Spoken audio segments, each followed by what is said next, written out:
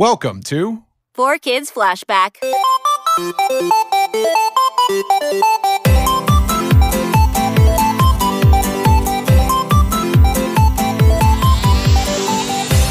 Hello, welcome to episode 3 of 4Kids Flashback Talkback. I'm Tara Sands, and I am so happy. If you hear me like half laughing, giggling, it's because I'm so happy that Double D, Darren Dunstan, is here with me. Hello, viewers, listeners. What do we call them? Podcasts? They're not viewing anything. Podcasts.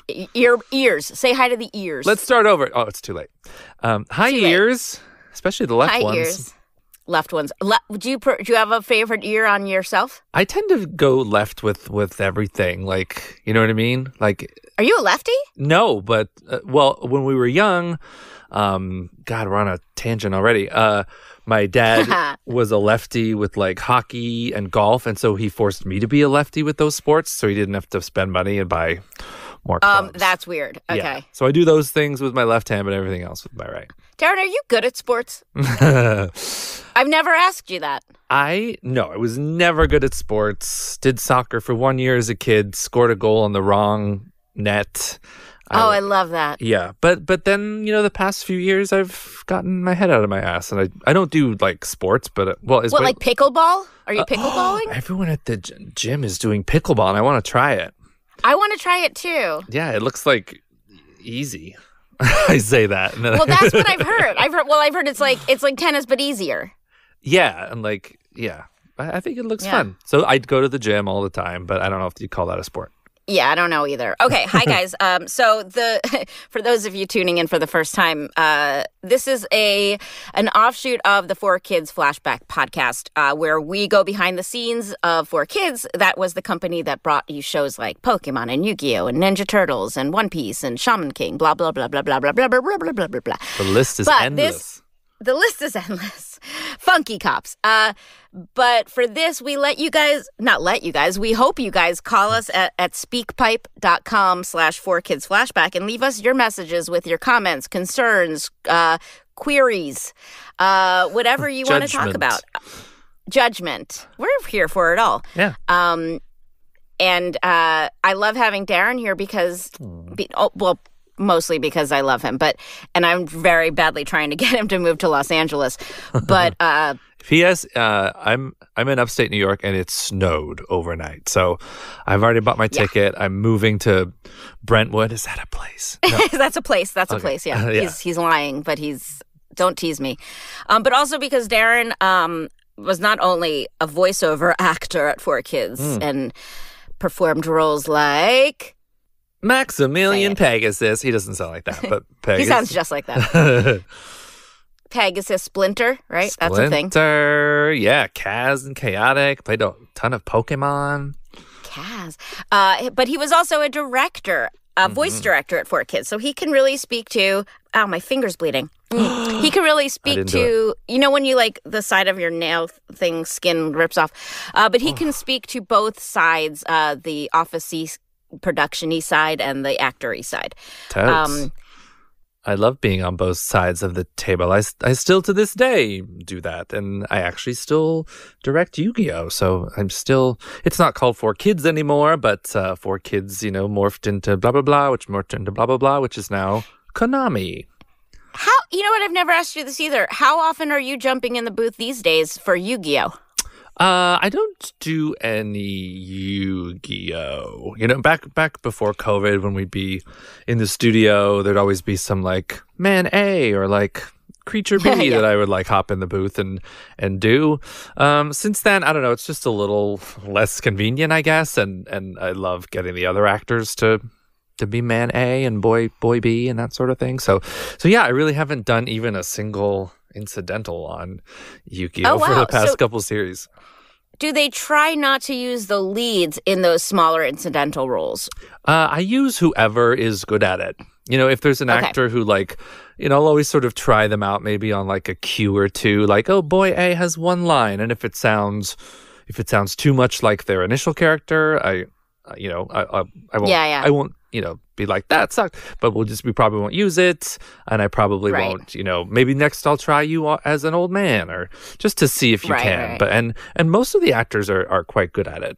For instance, all three of the leads in the new series, Yu-Gi-Oh! Go Rush, which we started recording, they're all fabulous at incidentals. So I'm like, yeah. That's great. It is great. Oh, that's such a plus. There's a lot of them in this series. So do you guys do Walla passes there? So Walla passes is when there are big crowd scenes, and they have people just kind of either with words like, oh, what did you buy at the market today? Yeah. Or sometimes even with like unintelligible talking. And other studios do that, but at 4Kids, I never did Walla. Do you do that on Yu-Gi-Oh now? Yeah. We don't do the one usually. Okay. So the script will have, crowd cues in it. And as I'm initially doing an initial pass on the script and watching the video, I sort of decide what bits I think might be sound effects and what bits I need to use. So then there'll be for instance, there's a few episodes recently where there are crowds of people and they're commenting on the duel that's happening. And so, we sometimes the writers will list a few lines as inspiration. This is amazing. Or like, oh, I hope she wins. And then we'll riff. Then I'll have other actors, I'll tell them the scenario and like, oh, I think you're rooting for her, and so let's do some comments about cheering her on or being disappointed that she lost, and then we plug it in. Does anyone try to sneak funny things in there? Because we've gotten in trouble in the past for people making where it was so distracting because they're just such funny people that they can't help being funny in the background stuff. I can think of one actor in particular who every time I ask them to do an incidental, it veers funny, and I'm like, no, everyone is about to get killed by this monster. We can't really go comedy here. Ye gads, yeah. And we keep it clean. We keep it very clean.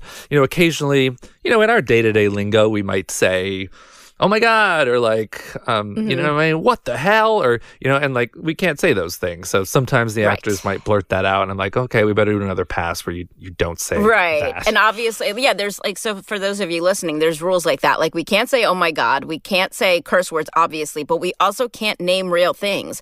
If you're just doing a background Walla pass, you can't say, hey, want to go to McDonald's?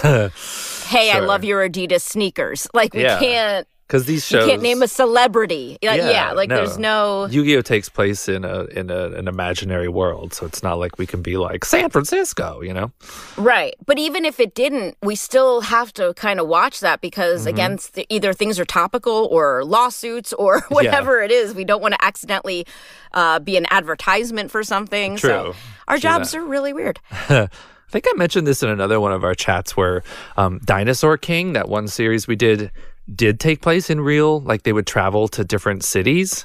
And so that was the one chance we had to be like, oh my God, that's that cathedral. You know what I mean? We could actually comment on actual places. More fun. It was. I enjoy that. But then cool. you also have to be correct. So then you got to worry about your accuracy. Right. And then it was like, oh, dinosaur. I got to revisit that. Okay. Let's go to you guys. You didn't tune in to hear us talk. You want to hear yourselves, which I love. Hold on. This first message is from someone named Wendy. Hi, my name's Wendy. This is so scary. But 4Kids has been a huge part of my life. It's basically been a part of my life for as long as I can remember. I've always been a fan, ever since I was a kid, and I still am now. I still watch a lot of these shows that I grew up with. Now at my grown age. And a lot of these these characters and these shows and these voice actors and all the people behind them are so incredibly special to me. And I'm gonna try not to yap too much. Especially, I was always a very lonely kid. And I struggled a lot with making friends, and I was picked on in school and yada yada yada, And it's gonna sound so corny, but a lot of these characters I considered my friends. I think specifically Yu-Gi-Oh! I'm a huge Yu-Gi-Oh! Fan. And a lot of these characters I find a lot of comfort in, if that makes sense. Because it feels like I'm with them, on this journey. And all that stuff. And it helps me feel a lot less alone, especially in like times where like I'm really lonely or feeling like really down and blah, blah, blah. But yeah, thank you for everything you do. And yeah, this is the worst message. Oh my God, I'm so sorry. Oh, Wendy, thank you so much. And that was not the worst message. Do not be down on yourself like that, please. And don't be scared. She opened it up and you're like, I'm scared. Don't be. Yeah.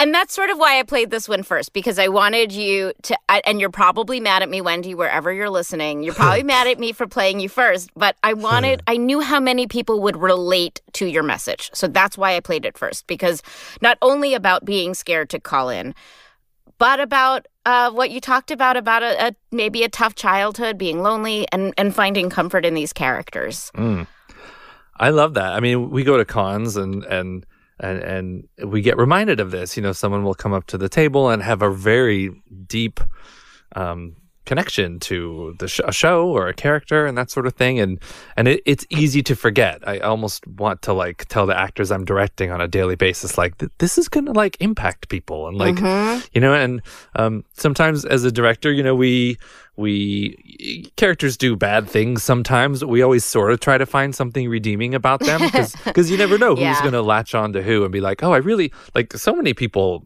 are Kaiba fans, and like Kaiba does some horrible things, you know what I mean? Yeah, well, yeah. So did Pegasus, by the way. I don't know what you're talking about. But I was kidnapped. I just wanted to spend a little time with Mokuba.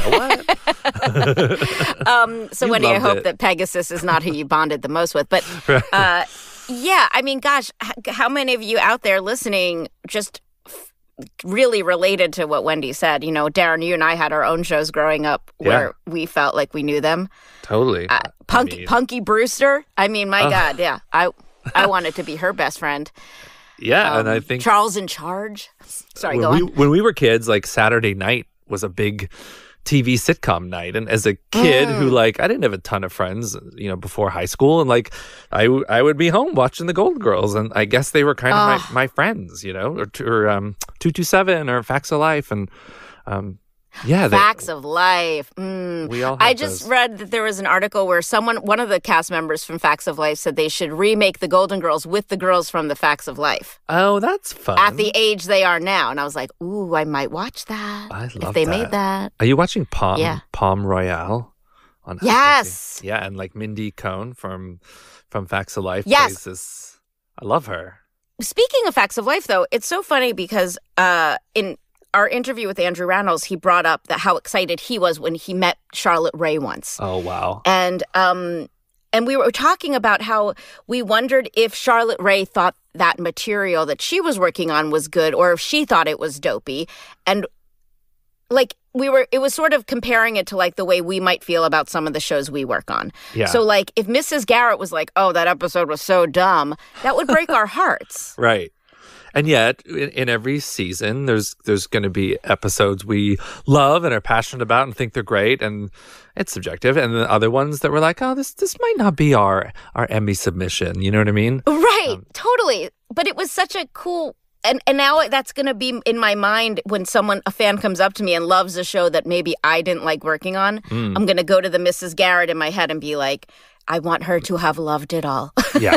And I was convinced that she was into every plot line, and they seemed committed. And you can, I especially as a director, can tell when an actor is checking out. You know what I mean? If they think, maybe they think I don't work with these people often at all, but like maybe they think they're a little too good for the material, or they haven't looked at the script ahead of time. Like you can tell. Right.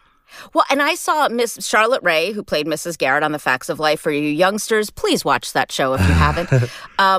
I saw her in a really like avant-garde theater production. Oh, wow. And that wasn't that long. I mean, she passed away, but that wasn't that long ago. Wow. I think she passed away. Yeah. But I remember when I saw her in it and she was great. I was like, oh, that's what she wanted to be working on all those years. Was it comedic or was she more serious? Yeah. I wish I could remember if it was like Waiting for Godot or so. I mean, it was something that wasn't Waiting for Godot, but it was something pretty avant-garde, and it was great. She was like, to see Tootie! And she came out on rollerblades.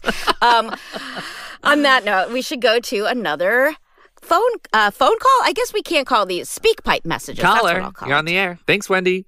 This one is from someone named Maru. Maru. Hi there. My name is Maru. At least that's what I go by online. And I have been a huge fan of, I guess, the products 4Kids have put out since I was a child.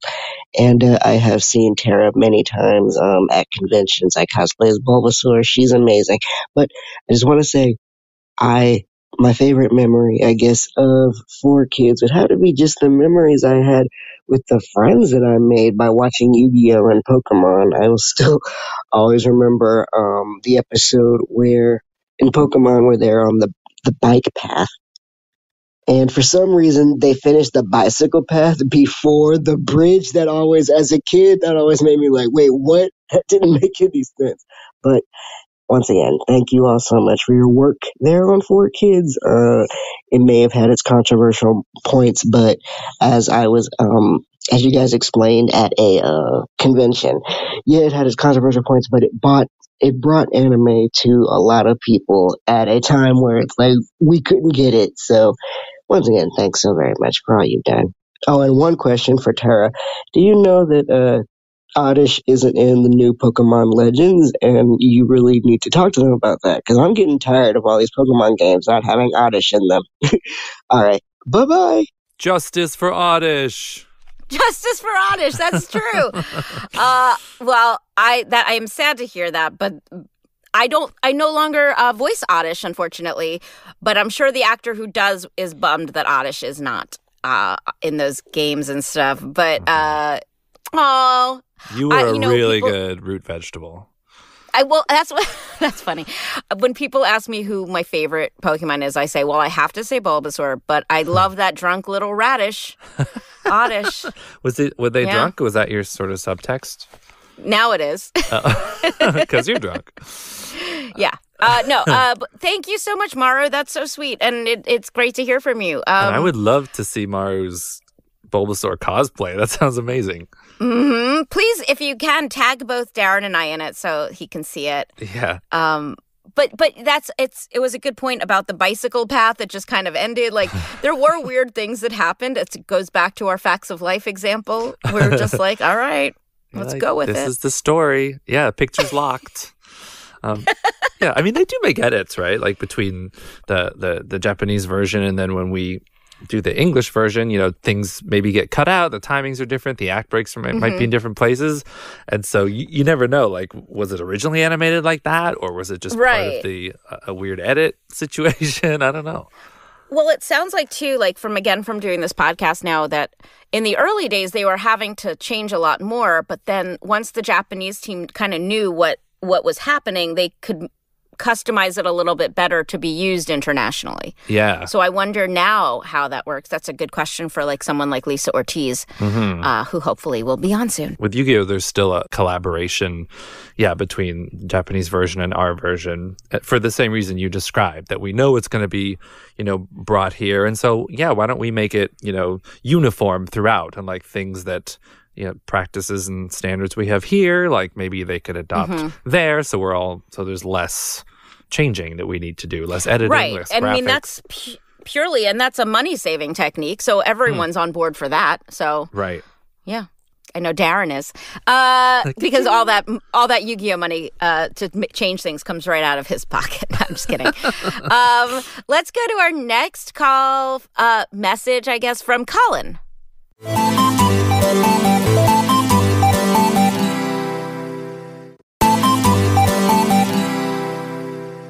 Hi, 4Kids Flashback. My name's Colin, and I'm from Pennsylvania. I love the podcast. I always have it on whenever I'm at work. It makes my mornings go right by.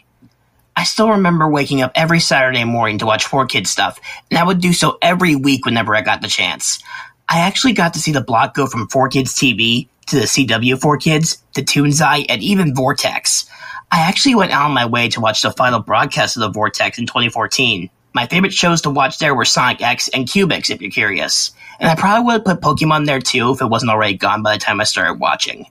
Speaking of Sonic X, I'm actually working on a big retrospective project where I talk about the show, the dub, the merch, everything. But enough about that, enough about me. Here's my question for you guys. If you remember, were there any improvisation done when you guys were recording?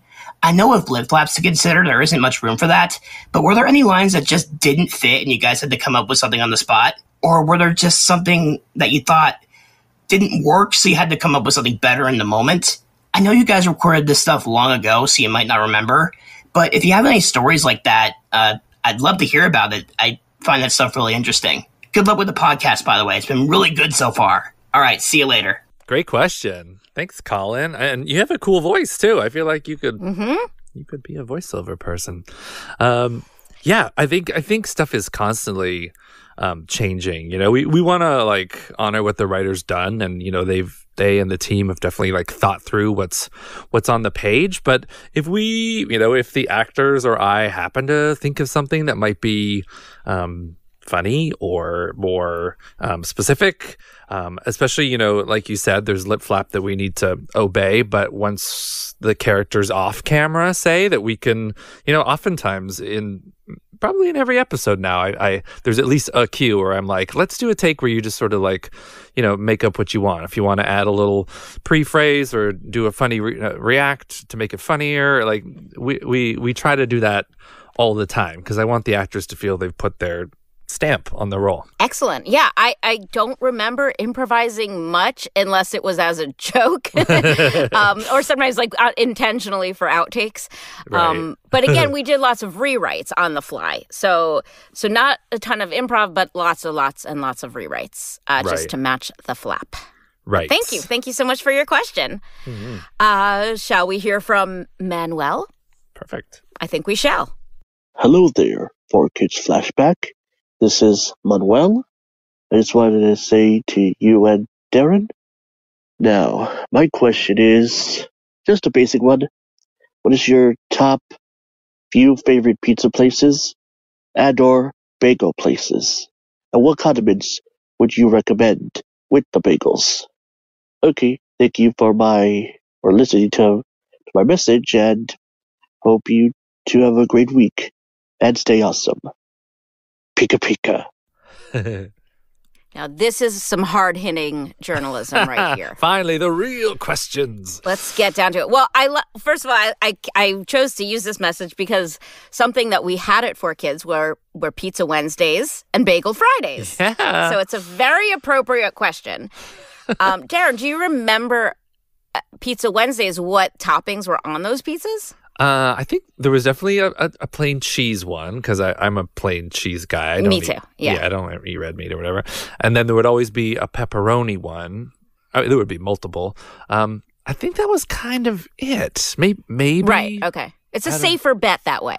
I want to say there was like one other weird one that one of the producers liked, and that rings a bell. That they were like, oh, let's make sure one has ham and pineapple on it or something. Okay. Odd like that. So, but you'll always go cheese. Sorry, what was your question? I was just gonna say, did you know that pineapple on pizza was invented in Canada? Of course it was. Oh, I love pineapple. Oh, I'll say I love pineapple on pizza. Yeah. I know that's controversial. Sweet and savory. Controversial. Yeah, sweet and savory. I do like it. Yes. As far as like pizza. Yeah, you I mean, you're in LA, I'm in New York. We probably both have some favorite spots. Well, my favorite spot out here is Joe's Pizza, which it does come from New York. Oh. So, yeah, and apparently they import the water and all that, which makes the dough better. Oh, that's the neat. places, the bagel and pizza places in LA that want to get street cred always say that they import their water from New York. And you and I have dined in LA at Terroni, which is sort of an upscaler pizza, and like it's more of it's not a joint, not a pizza joint. Yeah, but yeah, it's not a New York slice. It's like more of a traditional slice, which originated in Toronto. We also love John and Vinny's Pizza in LA. Oh, so good. Everything they have is great. And then in New York City, like, especially, like I moved there in 2000 and like when I was younger and adventurous, and you'd be like out till 3 or 4 in the morning at some piano bar. And then I would always just go to Ray's Pizza. There's one, there's still one there at like 49th and 7th or something. And like, that was my late night spot. 2 huge slices with chili flakes and Did you? And my favorite thing was to eat it walking down the street at night. People don't do that here. Like, I loved getting a slice to go and just walking down the street, like rushing somewhere, and no one even looked at you weird if you were just eating a piece of pizza on the street. If I had seen you, I probably would have judged you for doing Well, you look at me weird all the time. Trash. Bagel places, LA, nothing beats a New York bagel, but Hank's in LA is okay. I don't like cream cheese or lox. Oh, that is limiting. Yeah, I don't like lox, but I love every single kind of cream cheese. Blech. Unless there's like I only like cream cheese if it's in icing. Like cream cheese icing I like on a cookie or a cake. And I don't like cream cheese icing. Isn't that weird? Opposites. Oh my God. Opposites. There's a really good bagel place up here. So I'm upstate, and there's a town beautifully named Fishkill, New York. It's so weird to me. It is weird. And they have a really good bagel place with I didn't even think there'd be this many kinds of bagel, like 24 types: pumpernickel, cinnamon raisin, cinnamon toast, blueberry, like rainbow, everything. So wait, but I still like a classic everything. Like, I go for the everything bagel, even though it gets in my teeth, and then I have to check to see. Also breath is a factor for me too. I don't want to breath. Yes, have to be going. It depends home. where I'm going. Yeah, but you know what I love? I love a sourdough bagel. You don't see them a lot. You lost me. You're shaking your head. Wait, what? Is that good or bad? I'm not a sourdough guy. And when you go to San Francisco, it's like everything's sourdough there. It's hard for me. Were you? I don't think you were as discerning back in the day, because I think I've told you this before. I have that calendar entry where you, Lisa, Andrew, and I all went to Olive Garden. So I know I don't think your palate was as snobby back then. I almost went to Olive Garden on my birthday this year. There's one fun. There's one nearby, and I was like, I just need to know that it's not that great. You know what I mean? I need to have it and be like, okay, done. And no judgment if people out there love Olive Garden, because the breadsticks. It's a taste. It's a thing. The breadsticks are phenomenal. Also, Olive Garden was right near the 4Kids offices, so it was an easy little hop skip. But thank you, Manuel, for that question. It was weird, and I loved it. And I'm hungry. Now I'm hungry. Okay, our next question is from Andrew. Sweet. Hi, my name is Andrew, and I'm from Minnesota. I know Tara said there was going to be a reaction podcast with her and Darren Dunstan, and if possible, I would like to ask him a few questions. The first being, were the character designs in Chaotic based or influenced on their real-life voice actors? I've noticed for years that Darian's role of Kaz looks similar to him in real life. Tom, played by Jason Griffith, looks similar to him in real life. And I've always wondered if the voice actors had any influence on the character designs, or if I'm just being silly or stupid and it's all just a coincidence that their characters look similar to them in real life. The other two questions kind of tie together in how does Darren go about casting himself in a role? And how does he go about casting a character of the day or a character who's only going to appear in an episode or two? Does he have a giant book of voice actors and actresses that he uses? Does he look at a character and decide who's best for them? Or is it even first come, first serve in some cases? If he can answer these, that'd be great. And if not, I understand and I apologize for wasting your time. I appreciate this podcast and Tara and all the people who have been on it and who worked at 4Kids. I thank you so much and have a good day. Oh my gosh, that was so sweet, Andrew. That was so kind of you to ask these questions, and I'm happy to answer both of them. So the first one, that's interesting you said that, because I don't think I've ever thought about that. That in Chaotic, the Tom and Kaz, the two main lead characters, were Jason Griffith and I, and then Rebecca Soler was Sarah, and Mark Thompson was Peyton, the goofball. And honestly, all four of us don't look dissimilar from our actual characters. Absolutely not intentional. The character designs were already there. So we were just auditioning for these parts. I think, Tara, would you agree? When you see a character design, you do try to sort of like picture what they would sound like. Yeah, for sure. And maybe they weren't drawn to look like them, but maybe casting it subconsciously cast people who had little features that looked like these people. Yeah. I think definitely personality-wise, Tom is this like impulsive, loose, fun-loving guy, which Jason 100% is. Yeah. And then Kaz is this sort of overthinker, neurotic, which is me. So, and it totally, is totally part of my personality. And in like theater and stuff, I've had to play the opposite, and it's very hard for me to be like loose or like like people don't buy it. Like you're not buying it right now. Yeah, like I am type A, and if you tell me to play cool, it's not easy. No. Yeah, we can get there, but like, it takes some work. But great question on that, and I love that you know chaotic. And the second part of that question was about your casting and the process for casting smaller roles. Yeah. Either yourself, which we actually got into earlier, but I think they were kind of asking, like, what is your Rolodex like, or how does that happen? Yeah. I really shy away from casting myself. I don't know why. It's just, I don't want to seem, I don't know, self-nepotistic. That's not a word, but let's make it a word. And as far as casting, if it's a very small, if it's like 1 or 2 lines, I'll probably ask someone already on board in the cast, like I mentioned, to go for it. Or, often we're working on multiple episodes at once. And so, Billy plays this announcer person in episode 10, and yet I've got this, small boy role in episode 3, and like we would record those in the same session. You know what I mean? Just because the actor's there and we can ask them to do a secondary character. And then, I do have this big, I wish it was a Rolodex. That'd be cute. It'd be like,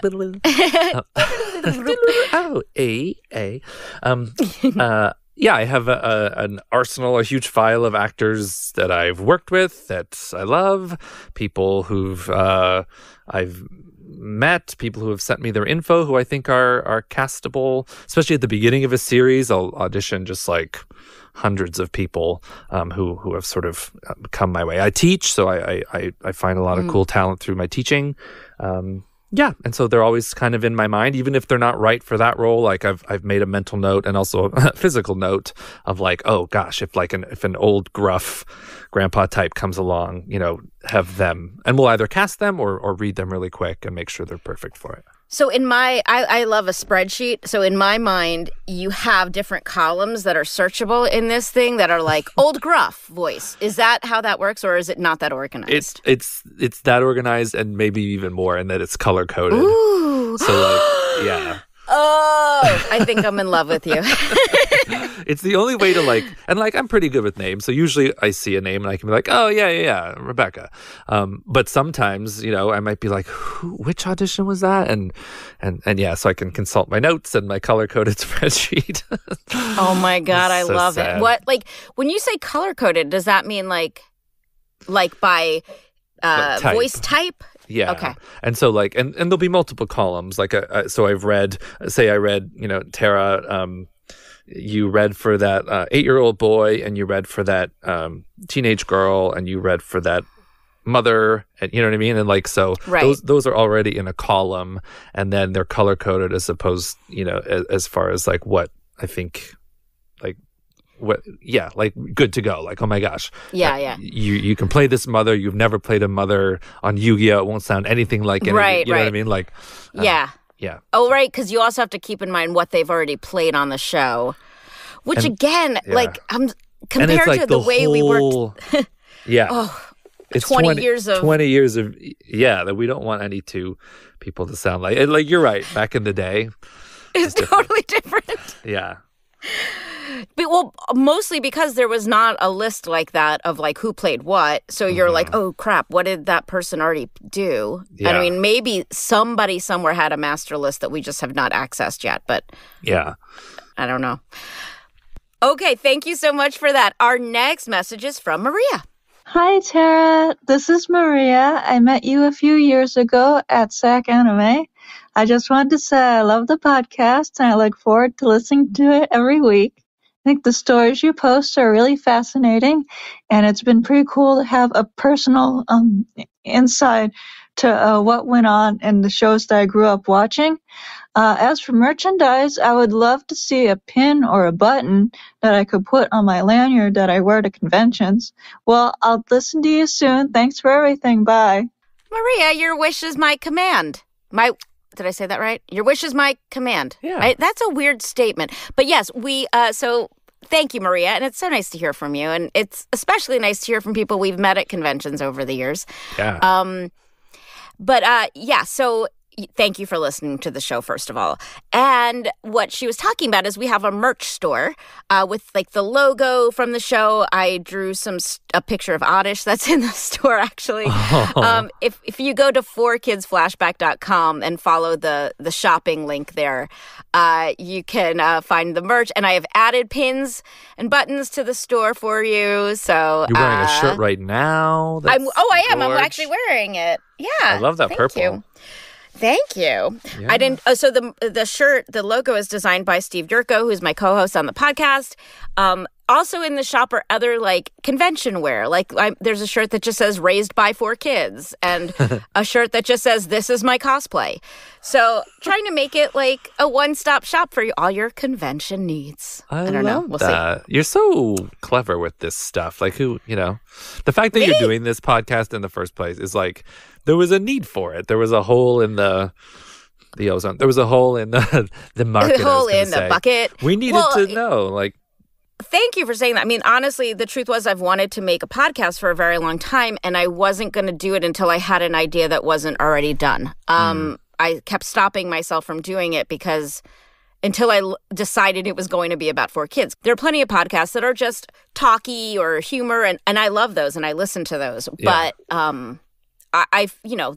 there's already too many podcasts in general. So I decided if I was going to do it, it would have to be a topic that had not been explored in a podcast form. So are you saying that our Dorothy Zbornak podcast is on hold? That we're not going to... Well, see, Darren and I wanted to do a Golden Girls podcast, but there's so many of them already that I don't know how you break through the noise. It was like, I remember that moment. You like texted me and we were like, we should do this. And then 5 seconds later, you're like, there are 4 million podcasts. We're not doing this. It's like, well, that was short-lived. I know. But I mean, I still want to figure out, Darren, like something you and I can do together. And I would love to also do something with Megan Hollingshead, because I feel like there's something there, but I don't, again, know what it is. Yeah.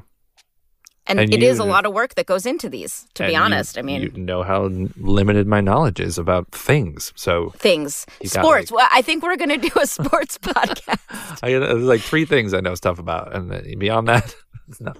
Well, I want to do maybe a more on-camera one where you teach me how to bake and cook. Oh, that I would enjoy. That I didn't think I can do. I know how to do that. I know you do, but we're not in the same place. So maybe that's the humor of it, is that you're trying to teach it to me. No, use your God. Yeah. Yeah. I'm not opposed to us having a cooking show. I think that would be funny. Piping or maybe like called Teaching Tara. Maybe it's like one of those Top Chef challenges where we can't see each other and I have to try to explain how to do it just with my words. Ooh. And there's cameras watching you mess it up. Ooh, I do like that. You know what my new favorite, it's not my new favorite, I've always loved it, MasterChef Junior. If you ever want to I feel like the biggest loser when I see these 10-year-olds cooking masterpieces. Yeah, I love and they all cheer for each other. Oh, yeah, the adult Top Chef. You don't like that? No, I mean, that's great. I'm just saying, like, most of the cooking shows, it's bloodthirsty. It's not. Yeah. That's what's so sweet about it. This Top Chef they've started airing episodes, and it takes place in Wisconsin. So it's like a lot of Who would have thought? Cheese challenges. Oh, yeah. Only on Bravo. Well, now I'm hungry again. Our next call message, I have to start saying that the right way. Our next message is from Lily. Hi, Tara. Hello, Darren. It's so nice to be able to do this recording. My name is Lily, and I'm from Seattle, Washington. And I just wanted to thank you guys for doing this podcast because I really miss hearing your voices since the days of 4Kids TV. It's been so long, and I grew up watching a lot of these shows, and my favorite shows that I like are Winx Club, Pokémon, Yu-Gi-Oh, and Kirby. Right back at ya. I think I'm also visually impaired, so I'm totally blind. And the thing that kind of bothers me a little bit is that a lot of anime doesn't have audio description, so sometimes it's really hard to follow along what's happening. Like, people always ask me if I can picture things when they're not described, and sometimes it's really hard. So, but I can hear what's going on, but it's hard to follow when you don't know what's going on. Oh. Thank you so much for that message, Lily. And you are not the first person that has brought it to my attention that there's lacking in audio description for anime. I've brought it up to some studios that I work with. Hopefully there's been some progress. There is a Facebook group called Audio Description Discussion where people do share information about what shows have good AD and audio description, and also where people say what they wish they had, because there are a lot of people in that group who work in audio description. So I definitely recommend becoming part of that group. But I'm sorry that this is an area that we've failed you in. Right. We should be doing better with inclusivity across the board. Yeah, I definitely have had conversations about that sort of thing, and maybe not about the audio description issue, but just about the art form as a whole. Like it makes news now if Nickelodeon has one character with, I don't know, a disability or who's gay or is other in some way, and like it shouldn't be. It should be just the norm. There should be automatic. Yeah. And it's moving too slowly. I think even on camera stuff, I think is moving too slowly too. And I guess we're a divided country, and I get that, but I don't know, we can all do better. Yeah, I mean, I would like to think we've gone in the right direction with some of that stuff, and I definitely see more inclusion in casting, especially. Sure, but we're not there yet. And I'm sorry you're struggling with that. But I do appreciate you still watching anyway and calling in. I thank you for sharing that. And I'm sure by sharing that, you've touched some other people, and other people can relate to what you're saying. So, so thank you. Thank you, Lily.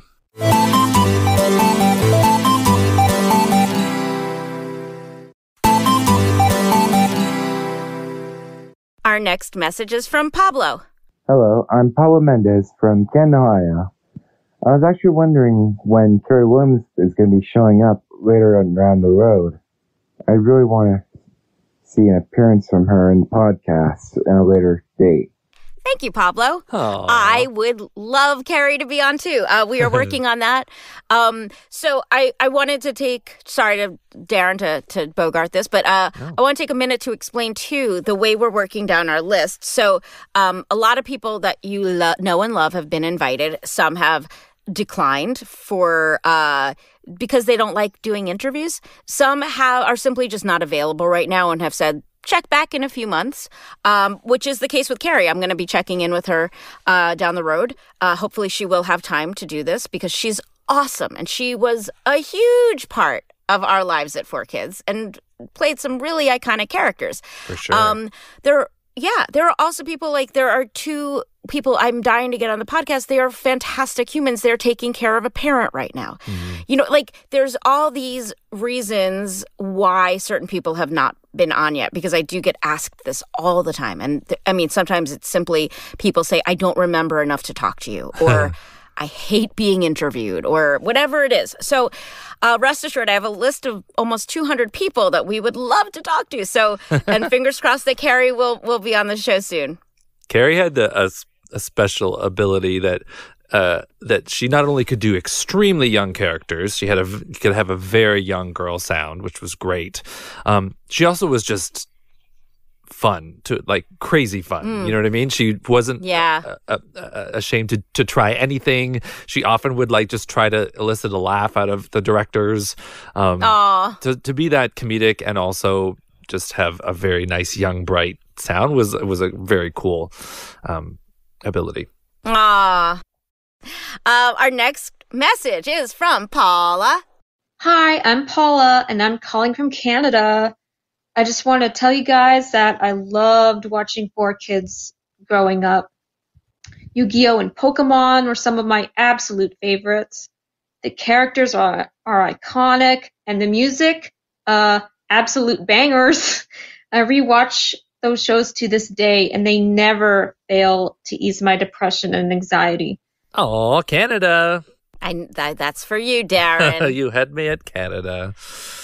Thanks, Paula. I love that you like them from an artistic point of view. I also like that they, helped you on a personal level. Like, isn't that all we can ask for? And she's right. The music they were bangers. Totally. Yeah. I didn't always know who had written what song or whatever. Like John Siegler definitely oversaw everything, but he would sort of like farm out really well versed writers to come up with these cool songs. Someone mentioned Kirby in an earlier question, and like to me that's my favorite theme song of all of them.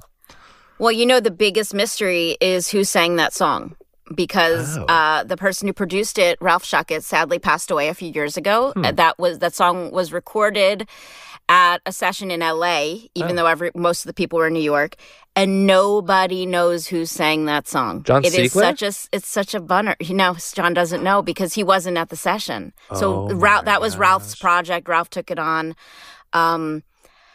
There is an upcoming interview we just did with someone from Nintendo. I won't spoil it too much, but she was one of the producers on Kirby, and she talked about why stylistically they went with that style for a Kirby theme. Oh, neat. And Darren, I know you sang on the Fighting Foodon's theme song. Yeah. What else did you sing on there? There was that. There was a Pegasus song on the Yu-Gi-Oh album, Music to Duel by. Ooh. Yeah, Face Up, Face Down, it's called. Wait. Say that again. What? It was called Face Up, Face Down. My God. Card face up or face down. Oh, okay. That makes sense. I sang in some Funky Cop stuff. There was an episode, where there was like an opera singer. Some promos, like that 4th of July thing. Did you sing in that song that's also to the Fighting Foodon's theme music, but it was like a Turtles thing? Did you sing on that one? Maybe. There was a thing you sent me recently too that I was like, yeah, that must have been it. Is that what it was? I sang that. I completely forgot. I think so. About that. I mean, John, I knew John from the Pokemon Live days, and like he knew that I was very quick at picking up stuff, and like I have a music, the music's my background. And so we always had a great relationship where he was like, oh, will you just pop in and like do this little, and you do. Love that. Yeah. He'd find you the right key, and often, because I was directing, I was often in the building already. So they were like, get Darren to do it. Darren is in the building. Hello. Yeah. Nobody cares. Darren will sing it. Yeah. Oh, I love that. I love that you are part of the music there. Yeah. Okay. Our next message is from Dan. Dan. Hey, 4Kids Flashback. This is Dan from Hudson Valley. I've been really enjoying the podcast, but there's two main things I wanted to bring up and talk to you with. Tara had mentioned earlier about how she was curious what the previous names for Pokemon were, or what they could have been named.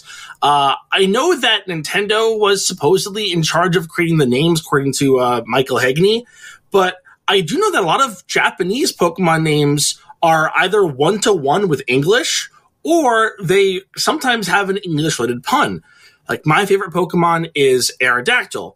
In Japanese, it's called Terra, which could be localized as either as pterodactyl, P-T-E-R-A, or terror as something scary. So it is often localized as terror, as with a silent P, P-T-E-R-R-O-R. But no, we know it as Aerodactyl. I also agree it would be interesting to hear those names, but I like a lot of the names they came up with. The other thing I wanted to say is I have been really loving listening to the podcast. It's been so great getting to hear all your experiences. it's so nice to know how tight of a community that you had there at 4Kids. And I think that you guys made a difference in a lot of people's lives. And I just want to say I'm one of them. So thank you for that. Hopefully I get the chance to meet more of you and hear from you in the future. Thanks again for everything. Oh, Chris. Thanks, Chris. That's awesome. So this is a tiny bit of a spoiler, but there's two things, actually. Thank you for talking about the names of the Pokemon. So that has been a big question of mine. I got some answers, though. There is a book called Monster Kids by Daniel Dockery, which I think for anybody who likes this podcast, this book is a phenomenal read. It really goes behind the scenes on a lot of shows, Pokemon, Digimon, the Nintendo people that were working on this. And if you get the audiobook, it is narrated by Veronica Taylor. Oh. Yeah. But so I did some research there. I found out that the localization people working at Nintendo, it was mostly two of them, but there was a team of them who named the Pokemon. There was a gentleman named Tiro. Through one of our interviews that won't air for a little bit, but I learned that he was tasked with having 3 options for each Pokemon. Wow. So for the first 150, there were 450 names that then this was all sent over to Japan, where they ultimately made the decision if they were keeping the Japanese name or if it would be changed to one that Hiro had come up with. Wow. That's awesome. But I want to see them all. I want to see those original 450. Yeah. When I directed the show, every season we'd get it'd be very important. We'd get a disc and a computer printout of all the new Pokemon that would be appearing that season. And the disc had pronunciations where they would be like, Blaziken. Just so we were all on the same page. And I love that. Throughout the season, we could always just sort of reconsult that list just to make sure we were also pronouncing it right. I mean, the writers would also phoneticize it in the notes column and that sort of thing of the script. But it was it reminded me of Benjamin Moore paints. You know, they have all those weird sunburst and lipstick. Right. Well, I'm glad you said that because that is also something that's mentioned in the Monster Kids book. They did go to a paint store at one point, Pallet Town. It's not a coincidence. And one last thing, Dan, woot woot, Hudson Valley. That's where I live too. That was the other reason I wanted to play that for you. Snowing. What the hell? Our next message is from Chris. Hey guys, Chris here. So I was rewatching a little bit of the Yu-Gi-Oh! Dark Side of Dimensions film from a few years ago, listening to the performances of all the old cast and everything. I feel like in that movie in particular, even more so than that short-lived uncut DVD release from many years back, the portrayal of the Yu-Gi-Oh! Characters is the closest I've ever heard to a very grounded contemporary type of anime dub. And it made me think about something. We're living in an era where a lot of old school anime are getting revivals, and particularly Shonen Jump properties. Rurouni Kenshin, Shaman King, which Tara, of course, got to come back for. I've always wanted to have an animated experience closer to Kazuki Takahashi's original work, the Yu-Gi-Oh! Manga. And I feel like maybe now more than ever, there's a possibility that could happen someday. If this message happens to plan an episode with anyone else who happens to work on the first Yu-Gi-Oh! Series that 4Kids did back in the day, if, say, you were approached with the opportunity to come back and reprise your role in a dub for a version like that, something that would use the original names and story content, no need for changing the music or censoring anything, would you want to do it? And more importantly, do you think that there's a market for something like that in the first place? Are there enough grown-up English-speaking fans that would buy a version like that? Or do you think that Yu-Gi-Oh! In English-speaking territories is too married to the old, 2000s 4Kid style of presentation? For better or worse, is that what Yu-Gi-Oh! Is to the majority of its fan base in the U.S. otherwise? I know that if it were to ever happen, I can speak for the majority when I say that everyone would very likely prefer it to be the original cast. Certainly, I myself would love to hear you guys do that. But what do you think? And thanks for the podcast. Nice message, Chris. Chris, full disclosure, Chris Niosi is a voice actor. Oh, very Chris, prolific. Yeah. He's a friend of the podcast, and he is like an encyclopedia of anime and 4Kids. So, but Darren, I love that first part of the question. I'm going to try to remember everything he said. The first part where he did say that it was a different type of stylistically acting-wise, and you did direct that movie. So was that a conscientious decision? It was, especially because I knew it was going to be in the theaters. I was just constantly thinking about how subtle we could go, how much we could rein things in, that like, we're not in charge of the visuals. I can't change that, but like how, in real life, we don't always speak with a ton of inflection. So like, letting the words speak for themselves and just to be as totally subtle as we could.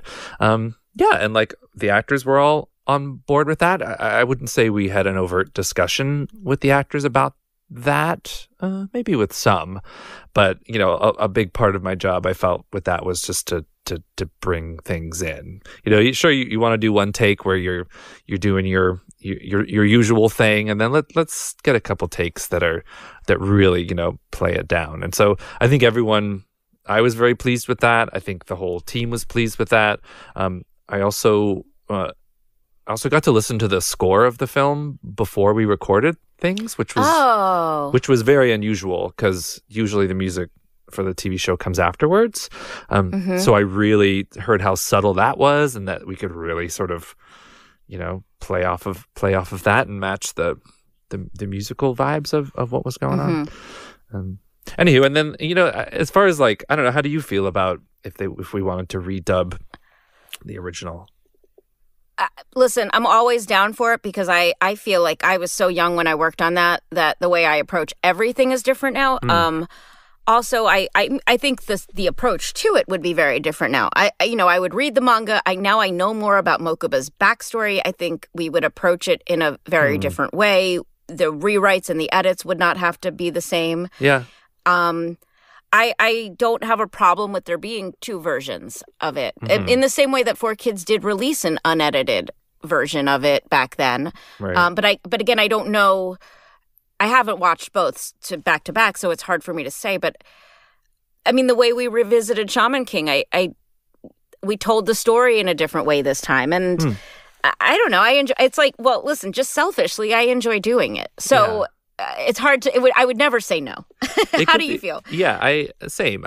You make good points that it could be a very different beast as far as like the actual material, as far as how we approached it as more seasoned actors.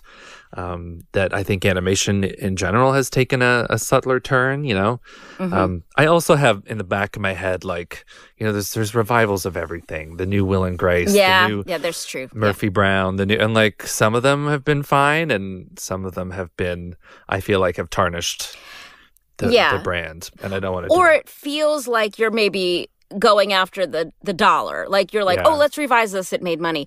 Whereas with this, I feel like the kids who grew up in it are maybe hungry for a different version of it. So in that way, I wouldn't feel like it was just a money grab. I do feel like I get asked this enough in terms of like season 0 and all these other things, that there is a want for this because again, this show has been on so long without these main characters that started it. So I think there's like this hunger for it, or I mean, also what I would have loved to do is a second part 2 of Dark Side of Dimensions, which I sort of felt like ended on kind of a cliffhanger. Yeah, we're due for another movie, I feel like. But I haven't heard anything about that. Have you? No, nothing. No. Yeah. And honestly, the fans hear before we do, so it's not as if we have an inside track or any information. Sometimes the actors too that I work with will be like, "Did you hear that?" And I'll be like, "I didn't know that. I should have known that." But but there's not. It's just not how it works. Yeah, no, I get it. Like things get leaked, or it takes time for deals to get solidified, and I get it. Well, and also we're not producer. Like our roles are the last to hear certain things. Like if you're a producer on something, you tend to know more. Right. But the voice actors and the voice director, we're very far down the process. We're just later in the process, honestly. That's really all it is. Yeah. That's true. But thank you, Chris. Yeah, thanks for that great message. Questions. We have a ton more questions to get to. I'm sorry we're not going to get to all of them, but I have to go to the dentist. Oh, no. But don't worry. We'll do another episode of this. Please, if you... we will hopefully get to the questions I did not get to today, but also if you would like to leave a message. Darren, do you know where they go to leave a message? Do it now. Or should Beep. Just kidding. You go to, I'm going to get this wrong. You go to speakpipe.com/ 4Kids Flashback with the number 4. Not don't the number spell. 4Kids Flashback. That's We need a jingle. What would you, if you had to make a 4Kids Flashback jingle, how would it go? It would be like... No pressure. Kirby. That's the name of the show.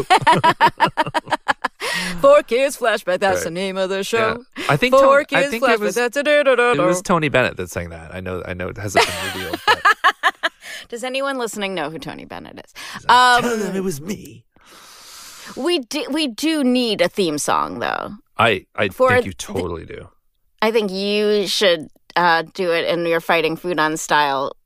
How about we pressure, have a contest for people to write it, and then I bet a bunch of us would agree to perform. Okay. Yeah, you guys want to send in your jingles either for the 4Kids Flashback podcast or for just the talkback, the 4Kids Flashback Talkback episodes. It could just be for that. Yeah. But or we could just, since it is public domain, that Fighting Foodon's theme, like music is 4Kids Flashback, 4Kids Flashback. Totes. Yeah, just steal something. It works. It just rolls off the tongue. Make it happen, kids. Speaking of rolling off the tongue, I am going to go to the dentist now. Wish me luck. Good luck. That's the last we saw of Tara. I feel like I've spoken about dental stuff too much on this podcast because I've never really dealt with dental issues until recently. My husband's getting a crown today. It's so regal of him. I know, he's scared. He's royalty. It doesn't hurt, right? The needle hurts, but then that's it, I think. Well, that's what I might have to get done today, and I was going to ask for a tiara instead. A tiara instead of a crown. Oh, that's clever. Oh, come on, that's a funny joke. A tiara. That's not a funny joke. Tiara. A tiara for Tara. Tiara Cians. Oh, my God. Okay, you guys, thank you for listening. 4kidsflashback.com. Oh, subscribe, rate, and review. It helps people find the show, and we appreciate it. I love and thank you, Darren. Thank you. I love doing this, hanging out with you, and I love hearing everybody's feedback. It does sort of bring new life into the work we're doing. It does. Mwah! Woo! See ya. 4Kids Flashback is a production of Maji Media, hosted by Tara Sands and Steve Yurko. Producers are Zach Logan, Tara Sands, and Steve Yurko. For more information, go to 4kidsflashback.com. That is the number 4.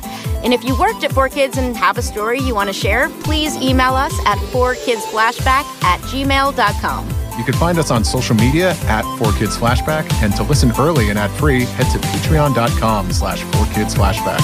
And for podcast merchandise, find links on our website and Linktree. As they say on every podcast, if you liked this show, please subscribe, rate, and review, and tell your friends or 4. If you want to check out other Maji Media podcasts, go to maji.media. Thanks for listening.